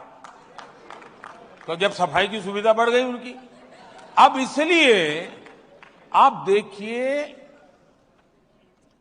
उस हिसाब से मैं देखूं तो 38 लाख करोड़ रुपीस अगर उस जमाने की पद्धति से चलता तो करीब करीब 28 लाख करोड़ रुपया किसी पंजे ने मार लिया होता। अब ये पैसा सीधा जाता है, उसके खाते में जाता है, तब जाकर के आवाज निकलती है। ये जो दिल की आवाज है ना, उसके कान निकलती है। और उसको लगता है कि दिल्ली में उसका बेटा बैठा, उसका असर है। देखिए, सरकारें तो पहले भी रही, ब्यूरोक्रेसी भी यही थी, सिस्टम भी यही थे, तो आपने ऐसा क्या बदल दिया कि अब ये सीधा पैसा जाता है, ये बूढ़ी माताएं इस तरह की बात कहती हैं? एक तो सबसे बड़ी बात यह है कि हमारे देश में अब तक जो प्रधानमंत्री बने हैं वो ज्यादातर केंद्र की ही राजनीति का हिस्सा रहे हैं। बहुत कम प्रधानमंत्री हैं जो राज्य में काम करके आए हैं, और जो आए हैं वो भी बहुत कम समय के लिए उनको अवसर मिला है। मैं देश का पहला ऐसा प्रधानमंत्री बना जिसको लंबे अरसे तक, लॉन्गेस्ट टेन्योर है मेरे स्टेट का, और एक अच्छे राज्य का लंबे अरसे तक मुख्यमंत्री रह करके आया, और वो भी एक ऐसा मुख्यमंत्री जो काम करने वाला मुख्यमंत्री, यानी फाइलें खाली देखने वाला नहीं, बदलाव की विजन के साथ काम करने वाला। तो मेरे पास वो अनुभव है। तो एक तो उस अनुभव, और जैसे मैंने एक छोटा सा काम किया, शायद मैं पहली बार मीडिया के सामने बात बताता हूं। मैं जब थोड़ा लंबा समय जाएगा तो जी बिल्कुल, आपके दर्शक बाद में तंग आ जाएंगे। नहीं, ये तो देखिए, आप बताइए तंग आ जाएंगे। मैं दो अनुभव सुनाना चाहता हूं, इससे आपको पता चले कि काम कैसे होता है और कैसे करना चाहिए। मैं अचानक मुझे मुख्यमंत्री बनना पड़ा था 7 अक्टूबर को 2001 को। मैं कभी एमएलए नहीं बना, मैंने कभी पुलिस थाना नहीं देखा था, मुझे कुछ ये सरकार वर्कार कुछ समझ ही नहीं थी। It's a fact of my life. अचानक मुख्यमंत्री बना तो भूकंप था वहां, तो भूकंप के कुछ महीनों के बाद मुझे काम मिला। तो मैं शपथ लेने के तुरंत बाद भूकंपग्रस्त इलाके में चला गया, क्योंकि उस शताब्दी का दुनिया का एक बड़ा भूकंप माना जाता है। तो मैं देखा कि लोग को 7-8 महीने हो चुके थे भूकंप को, शिकायतें कर रहे थे, स्थितियां भी मुझे कोई नजर नहीं आई बदलती। तो मैं देखा कि भी मैं वापस आया, मैंने मेरे अफसरों की मीटिंग ली, फिर मैंने उनको पूछा कि भाई कैसे हैं, क्या है, आगे कैसे करेंगे भूकंप का। तो उन्होंने मुझे बताया सारा कि भाई मार्च महीने तक ये होगा, मार्च महीने तक ये होगा, मार्च महीने तक ये होगा। मैंने कहा तुम्हारे दिमाग में है ये जो फाइनेंशियल ईयर घुस गया है, देश उससे नहीं चलता है। मुझे पहली लड़ाई मेरी हुई। मैंने कहा तुम दिमाग में से फाइनेंशियल ईयर निकाल दीजिए, मार्च महीना निकाल दीजिए। 26 जनवरी जब 1 साल होगा, दुनिया भर का मीडिया कुछ कच्छ-बुझ में आएगा, उस दिन वो ये देखेगा, तब उसको ये तुम बोर्ड लेके मत खड़े रहना कि मार्च तक का हमारा योजना है। मुझे बताओ तुम दिसंबर एंड तक क्या करोगे, सारा प्रोग्राम प्रीपोन करो। तो अफसरों को लगा यार ये आदमी को कुछ समझ है। फिर मैंने कहा कोई शायद 43 ब्लॉक्स ऐसे थे जो भूकंपग्रस्त थे। तो मैंने अफसरों को कहा सभी सचिव एक ब्लॉक में जाएगा, फ्राइडे सैटरडे संडे वो वहीं रहेगा भूकंपग्रस्त इलाके में। मंडे को शाम को मैं मीटिंग लूंगा रिव्यू की, और जो ब्लॉक में आप जाएंगे आप ये मान के चलिए कि आप उस ब्लॉक के चीफ मिनिस्टर हैं, आप ही चीफ मिनिस्टर हैं, करके आओ। मैंने कहा अब ये गए, वापिस आए, मैंने मीटिंग ली। बोले साहब ये तो हो ही नहीं सकता। मैंने कहा क्यों? ये बोले हमारा नियम ऐसा है। मैंने कहा नियम किसने बनाया?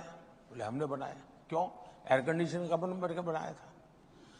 जमीन पे जाकर के आया, उनको पता चला सरकार के बने हुए नियम ही जनता के खिलाफ थे।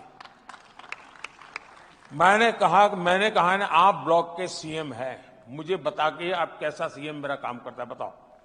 उन्होंने फिर सारे नियम बदले, रेगुलेशंस बदले, और उनको लगा कि प्रैक्टिकल होना पड़ेगा। और सचमुच में दिसंबर एंड तक इतना बढ़िया काम हो गया।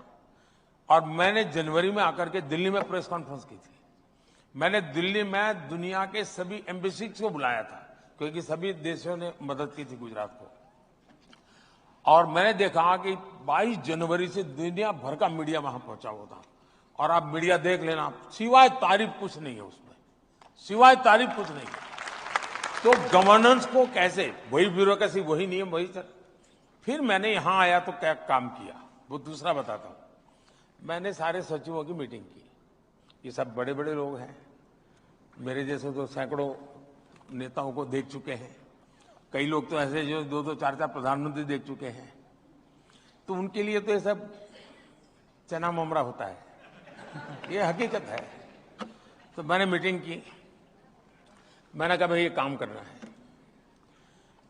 आप लोग जब मसूरी से निकले होंगे, पहली पोस्टिंग जो आपकी हुई होगी आईएएस का, घर में बड़ी आईएएस बढ़ गया वगैरह, मगर पहली जहां नौकरी की थी, जो छोटा सा एरिया रहा होगा जहां आपको भेजा गया होगा, मैंने कहा कि आप वहां वापस जाइए, उसी गांव में जाइए, हो सके तो पूरे परिवार को लेकर जाइए।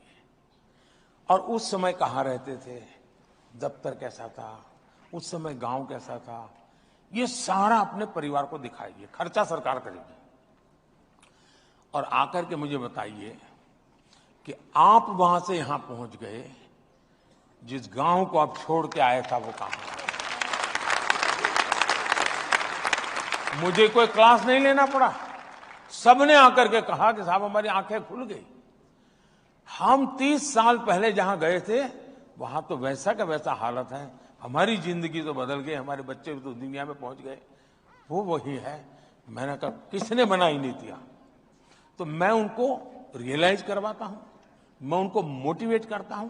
इसलिए सरकार वही, दफ्तर वही, फाइल वही, कानून वही, नियम वही, लेकिन अगर थोड़ा तरीका बदल दें तो स्थितियां बदली जा सकती है, और वो मैं बदल रहा हूं। मेरा पहला अनुभव दिल्ली में ब्यूरोक्रेसी को तब आया जब मैं प्रधानमंत्री जनधन स्कीम लेकर के आया, और मैंने तय किया कि भाई बैंकों का नेशनलाइजेशन हुआ था, गरीबों के लिए बैंक के दरवाजे खोलने के लिए। इंदिरा जी के भाषण सुन लीजिए आप। और सारी बैंकों को उन्होंने रातों रात जब्त कर लिया था। मैंने यहां देखा कि 50% इस देश के लोग ऐसे हैं कि जिन्होंने बैंक का दरवाजा ही देखा नहीं है। अब वो कौन है? SC, ST, OBC वही समाज है। मैंने कहा हर एक का मुझे बैंक अकाउंट खोलना है। तो सब बैंक वालों ने कहा साहब कुछ तो उन्होंने पूंजी डाली। मैंने कहा उनके पास एक पैसा नहीं है, बिना पूंजी डाला है। तो फिर बोले कि स्टेशनरी का खर्चा होगा। मैंने कहा स्टेशनरी का खर्चा हम सरकारी बजट से देंगे, लेकिन मुझे खाते खोलने। लेकिन बोले साहब हम घोषणा कर देते हैं, जो भी आएगा। नहीं, मुझे आएगा नहीं, ढूंढना है किसका खाता नहीं खुला, उसके घर जाना है, ढूंढ के लाओ। खैर मैंने सब बताया। हमारे अरुण जेटली जी फाइनेंस मिनिस्टर थे। अब वो यहीं से पले बड़े थे, आप ही के बीच में, तो उनकी दुनिया तो अलग ही थी। तो उन्होंने कहा मोदी जी सब नीचे तक। मैंने कहा ऐसे नहीं भाई, मैं हर हफ्ते पूछ मीटिंग लूंगा, और मैं कहा आपको भी बैठना होगा। तो करीब 30-40 अफसरों को हर हफ्ते में बुलाता था, बताओ भाई आज कितने अकाउंट खुले, कौन सी बैंक का कितना पा। अरे बोले साहब प्राइम मिनिस्टर कैसे करता है? मैं कहा ये प्राइम मिनिस्टर ऐसा ही है। और पहली बार भारत सरकार के अधिकारियों को पता चला कि काम करने वाली सरकार का मतलब ये होता है।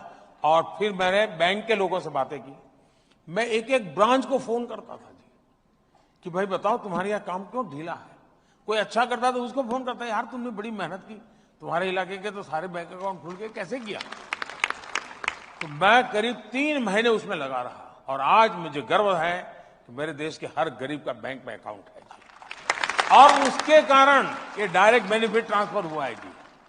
अगर वो न होता, अच्छा जब मैं पहले खाते खुलवाता था लोगों को लगता था यार मोदी जी के दिमाग में किसी ने भर दिया है। उनको मालूम नहीं है कि मोदी की डिजाइन बहुत लंबी होती है। उस समय सिर्फ खाते खोलता था, मैं आज उसकी जिंदगी बदल रहा हूं उसके माध्यम से। और आज लाखों करोड़ रुपया बैंकों के उनके नाम पे जमा है जी। जो कभी बेचारे घर में अनाज के अंदर छुपा करके रखते थे पैसे, और कभी पति की आदत, ये दिल्ली जैसी सरकार हो, किसी को शराब पिलाने की आदत डाल दी हो, तो वहां से वो पैसे भी मार लेता था। तो मैंने कईयों की जिंदगी बचाई है जी। उन्होंने तो अच्छा किया था, एक के साथ एक बोतल फ्री। इसका कारण है कि उनको हर बोतल पे पैसा कमीशन मिलता है। भ्रष्टाचार उनका बोतल पे है, और इसलिए वो फ्री देने में कमीशन उनका तो पक्का है। वो ये कहते हैं कि बाकी जगह तो नोटों की गड्डियां मिलती हैं, मेरे यहाँ एक चवन्नी भी नहीं मिली। ऐसा है कि वो अफसर रहे हुए, इसको मालूम है कि सरकार किस प्रकार से करती है, तो उन चीजों की वो तो घेराबंदी कर ही लेंगे। जो अनुभवी चोर रहता है ना, उसको बड़ी सुविधा रहती है कि जो सरकार में रहा हुआ अफसर होगा उसको मालूम होगा ईडी ऐसे जाएगी, सीबीआई ऐसे जाएगी, पर इतनी चीजों को चौक चौकन कर लीजिए, फिर प्रॉब्लम नहीं होगा। ये सोच के रखता है जी। जैसे आप लोग हैं इतने सालों, कोई भी पॉलिटिकल लीडर आएगा तो आप आराम से तय कर सकते हैं कि ऐसा करेगा।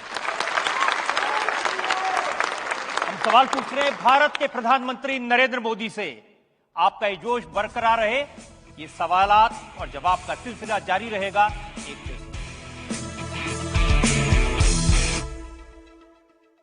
डायनासोर का अंडा। Oh, damn! World War I की एंटीक गन। Oh, damn! फिर दीवार तोड़ो, फिर बनाओ। बर्जर डैम स्टॉप लगाओ। इसका नैनो सिलिकॉन टेक्नोलॉजी चढ़ा वाटर प्रूफिंग का कवर, जो बिना दीवार तोड़े डैम रिपेयर करे। Berger dam stop. नो झंझट, डैम स्टॉप फटाफट। जिंदगी स्वाद है, स्वादी जिंदगी। अशोक मसाले, स्वाद ही जिंदगी। निरंतर बढ़ती जिंदगी की रफ्तार, जहां वक्त कम और एक्शन ज्यादा, और इसी रफ्तार के साथ आपको रखेगा हर पल update India TV speed news channel. जब चाहें तब देखें सुपरफास्ट खबरें दिन भर, तो तुरंत जाइए अपने स्मार्ट टीवी के ऐप स्टोर पर और डाउनलोड कीजिए India TV speed news channel. 24 घंटे सुपरफास्ट खबरें। Welcome back. हमारे साथ हैं भारत के प्रधानमंत्री नरेंद्र मोदी और हम उनसे पूछ रहे हैं सवाल उनके 5 साल के कामकाज। जनता में से 2-3 सवाल हमारे पास में है। सुधीर सेठ का एक सवाल है।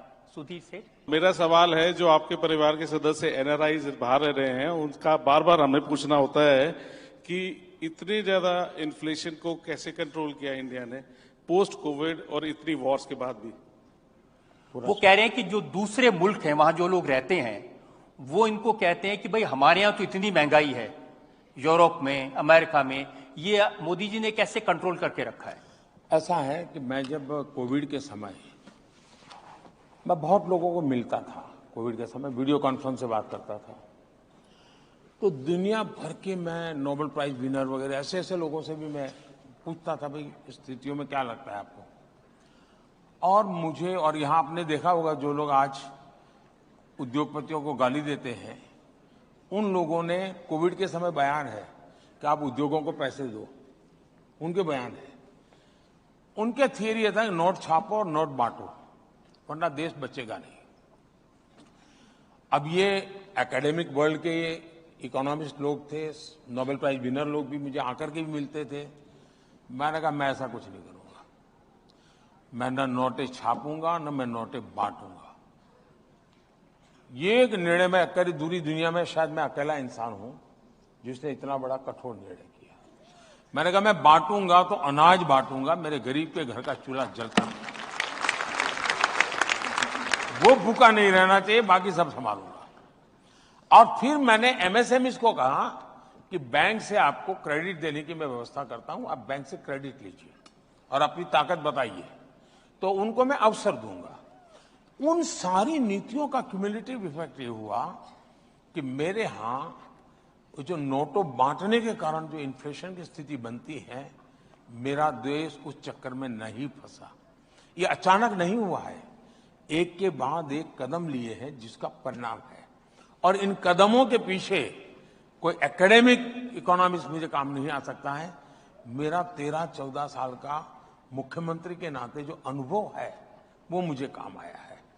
मैं आपको हैरानी होगी जान करके, हिंदुस्तान में शायद नेशनल लेवल पे मैं अकेला एक ऐसा लीडर हूं, शायद, मैं शायद कह रहा हूं, जिसने इस देश के कम से कम 90% डिस्ट्रिक्ट्स में रात्रि मुकाम किया है।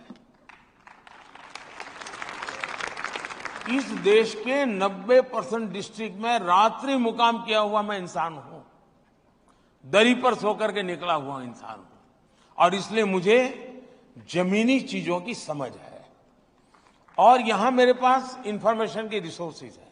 इन सबको जब मिलाकर के मैं निकालता हूं, उसमें से एक पॉलिसी बनती है और उसका परिणाम है कि आज इंदिरा जी के समय सबसे ज्यादा इन्फ्लेशन था हमारे देश में। मनमोहन सिंह के समय आज से भी ज्यादा इन्फ्लेशन था। इतना ही नहीं, अगर लाल किले से पंडित नेहरू का एक भाषण आप YouTube पर जाएंगे, मैं चाहूंगा कि ये गूगल गुरु वाले जितने विद्यार्थी हैं वो जरा YouTube पर जाकर के देखें। पंडित नेहरू का लाल किले का भाषण है और लाल किले के भाषण पे वैसे आप इंदिरा जी का भाषण सुनिए, नेहरू जी का सुनिए, राजीव गांधी जी का सुनिए, मनमोहन सिंह जी का सुनिए, इन सब के भाषण में एक चीज कॉमन है। एक, गरीबी हटाओ, दूसरा महंगाई, इन सब के भाषण में है लाल किले से। और कारण क्या दिया नेहरू जी ने? नेहरू जी ने कारण ये दिया कि महंगाई बहुत है, मैं जानता हूं आपको तकलीफ होती होगी, लेकिन आपको पता है नॉर्थ कोरिया और साउथ कोरिया में लड़ाई चल रही है, उसके कारण हमें जरा महंगाई का मार झेलना पड़ रहा है। ये उस समय उनका भाषण। तब दुनिया का ग्लोबलाइजेशन का माहौल कहीं नहीं था। नॉर्थ कोरिया साउथ कोरिया की लड़ाई से भारत का कोई लेना देना नहीं था। उसके बाद भी भारत की महंगाई के लिए उन्होंने ठिकरा फोड़ा था नॉर्थ कोरिया साउथ कोरिया की लड़ाई में। नेहरू जी का भाषण अवेलेबल है, ये मैं ऐसे नहीं बोल रहा। अभी तो जो लड़ाइयां चल रही हैं उसमें फूड, फर्टिलाइजर एंड फ्यूअल तीनों पर सीधा इंपैक्ट है। इसके बावजूद भी आज दुनिया में यूरिया की बोरी 3,000 रुपए में बिकती है, मेरे देश के किसान को 300 रुपए से भी कम में मिलती है। तो हमने हर चीजों को उस प्रकार से सिस्टमैटिक कंट्रोल किया हुआ है। उसका परिणाम यह है कि देश में ब्लैक मार्केटिंग भी नहीं चल रहा है, देश में स्कैरसिटी की भी समस्या नहीं आ रही है, ठीक ढंग से चला पाए हैं। ये लोग इतनी गालियां दे रहे हैं, लेकिन चिपकती क्यों नहीं है? चिपकती इसलिए नहीं कि ये पुराने डायलॉग लेके घूम रहे हैं जी। अब आप पुराने डायलॉग से नई फिल्म बनाओगे तो नहीं चलेगी जी, बेकार में मेहनत कर रहे हैं। आज हमारे साथ हैं भारत के प्रधानमंत्री नरेंद्र मोदी। आपका जोश बरकरार रहे, हम लौटेंगे थोड़ी देर। वो क्या एहसास है जो बना देता है हर लम्हे को नया। मेरी मावल चाहे हर लम्हा नया हो जाए।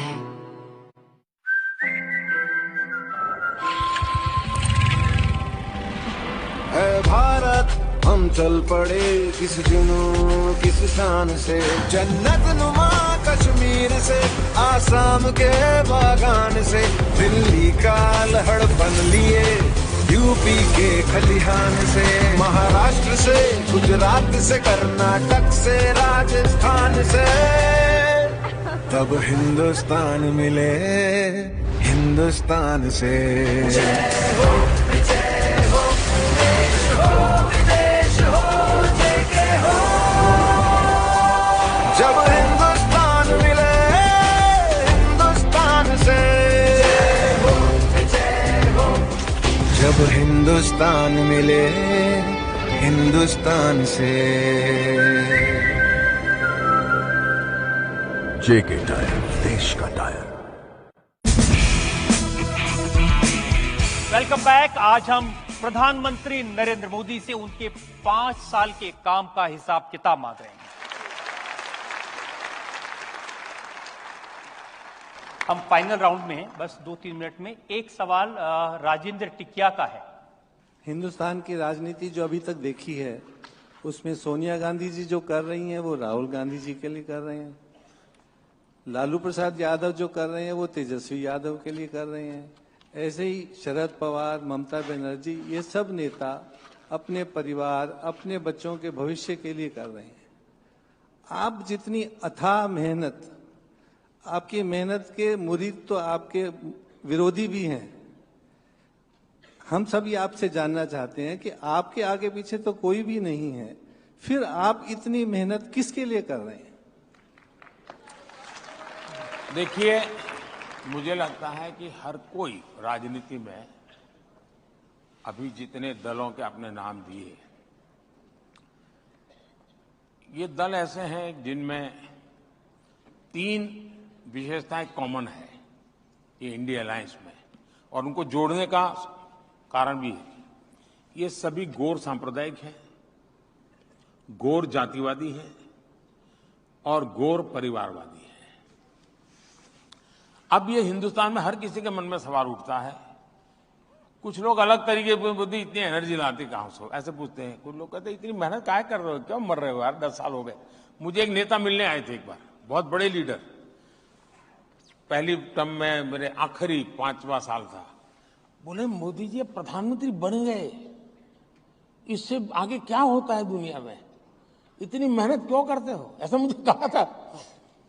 क्योंकि उनके एक ही प्रकार की सोच में से देश की राजनीति चली है। मैं समझता हूं कि सब लोग काम कर रहे हैं, मैं भी काम कर रहा हूं। वे भी अपनी आवश्यकता के अनुसार मेहनत करते हैं, मैं भी अपनी आवश्यकता के अनुसार मेहनत करता हूं। वे भी अपने परिवार के लिए करते हैं, मैं भी अपने परिवार के लिए करता हूं। उनके परिवार में 5-6 लोग हैं, तो उनको 5-6 लोगों के लिए मेहनत करनी होती है, तो उतने घंटे में चल जाता है। मेरे परिवार में 140 करोड़ है, तो मुझे ज्यादा मेहनत करनी पड़ती है। अगर मेरे परिवार में भी 5-6 होते तो मुझे भी कुछ नहीं करना, इधर से 2-4 इंटरव्यू दे देता, रजत शर्मा को जरा चाय पिला देता, मेरी गाड़ी चल जाती। लेकिन मैं 140 करोड़ मेरे परिवारजन के लिए जीता हूं, और इसलिए मेहनत भी करता हूं। उनकी जिंदगी, उनके सपने, और मैं कहता हूं आपके सपने, ये मेरा संकल्प है, और मेरा पल पल आपके लिए है, मेरा पल पल देश के लिए है। और इसलिए मैं कहता हूं कि 24/7 फॉर 2047। मोदी जी, एक क्योंकि चुनाव का वक्त है, तरह तरह के प्रेडिक्शन और दावे किए जा रहे हैं, क्या क्या दावे कर रहे हैं लोग, वो एक बार मैं दिखा देता हूं। ये मेरा फाइनल सवाल होगा। चुनाव ज्यादा से ज्यादा स्टेट्स में खत्म हो गया है। पिछले 4 फेजेस के परिणाम साफ है, और नरेंद्र मोदी जी चुनाव हार रहे हैं। आने वाला दिन में तो बोलना है कि मोदी बाबू का सरकार को एक्सपायरी डेट हो गया है। जो 74 की बातें करते थे, अब उन्हें सोचना पड़ेगा कि उनका खाता कहां खुलेगा। एक के अलावा मुझे नहीं लगता कोई खाता खोल पाएंगे। आम आदमी पार्टी के 7 सांसद भारी बहुमत से जीत रहे हैं। हमारे जितने भी सर्वे आ रहे हैं, बस इसमें एक ही प्रॉब्लम है, ये 2019 के वीडियोस हैं। आप एक काम अच्छा किया 2019 के जगह, मैं तो कहता हूं आप 2014 के निकाल दीजिए, यही डायलॉग है। 2019 के निकाल दीजिए, यही डायलॉग है। और 2024 में भी वही डायलॉग चल रहे हैं। और जनता ने भी अपना मिजाज वैसा कि वैसा रखा है कि इनकी शब्दों की कोई असर उन पर नहीं है। और निराशा है तो पहले वो कहते थे कि मोदी 400 पार आंकड़ा कैसे दे सकता है, मतलब कि उसने ईवीएम में कुछ गड़बड़ किया है। अब मैं उनको पूछता हूं कि तुम आंकड़ा कहां से देते हो, तुमने वो कौन से ईवीएम को पकड़ा है, बताओ। अब देखिए, उनको आपने देखो, गंभीर से गंभीर पेशेंट आएगा ना, तो भी डॉक्टर कहेगा नहीं चिंता मत करो, ठीक हो जाओगे। तो उनको अपने कार्यकर्ताओं को जरा दौड़ाने के लिए, मीडिया में जगह बनाने, कुछ तो करना पड़ेगा। नहीं, अब इतना भी न कर दे भाई। अब 4 जून के बाद बेचारे परेशान हो जाएंगे। 4 जून तक तो जिंदा रहने दो। 4 जून की बात नहीं, अब आपने कहा 2047 तक, तो कह रहे हैं मोदी जी ने बड़ा लंबा प्रोग्राम बना दिया, ये तो कहीं जाने वाली नहीं 47 तक। ऐसा है कि मैं अभी भी मानता हूं कि ईश्वर ने मुझे किसी विशिष्ट काम के लिए भेजा है। परमात्मा ने मेरे लिए किसी पर्पज के लिए भेजा हुआ है, वरना मैं जिस जिंदगी से निकला हूं वहां आने का कोई लॉजिक ही नहीं बैठता जी। कोई रास्ता नहीं जो मुझे यहां ले आए। ईश्वर ने ही इस काम के लिए मुझे कहा है, मुझे भेजा है, और मेरा मार्गदर्शन भी परमात्मा स्वयं कर रहे हैं। मुझे रास्ता भी परमात्मा स्वयं दिखा रहे हैं। परिश्रम का, पुरुषार्थ का, पराक्रम का जो जज्बा है वो भी परमात्मा स्वयं की कृपा से मिलता रहता है और उसी को लेकर मैं करता हूं। और मुझे पक्का लगता है कि विकसित भारत 2047 तक का टारगेट ये भी ईश्वर ने ही मुझसे करवाया है और जब तक पूरा नहीं होगा वो मुझे वापस नहीं बुलाएगा। और आज दुनिया में कहीं और जगह नहीं है मेरे लिए, यही है। क्योंकि हिंदुस्तान को दुनिया के लिए भी कुछ करने के लिए देश का, आप अगर विवेकानंद जी को पढ़ा होगा, श्री अरविंद को पढ़ा होगा, भारत सिर्फ एक देश नहीं है, भारत एक पर्पज को लेकर के देश है जो विश्व कल्याण उसके ही हाथों से होना है। मोदी जी, आपके लिए एक व्यूअर ने 4 लाइनें लिख के भेजी हैं। इन्होंने लिखा है, मैं दिया हूं, मेरी दुश्मनी तो अंधेरों से है, हवाएं खामखा मेरे खिलाफ हैं। मैं दिया हूं, मेरी दुश्मनी अंधेरों से है, हवाएं खामखा मेरे खिलाफ हैं। हवाओं से कह दो आजमा के दिखाएं, बहुत दिए बुझाए हैं, एक दिया जला के दिखाएं। मैं बहुत बड़ा आभारी हूं सबका, बहुत धन्यवाद। जो लोग प्रधानमंत्री मोदी की बात से कन्विंस हैं वो खड़े होके हाथ उठा के ताली बजा के समर्थन करें।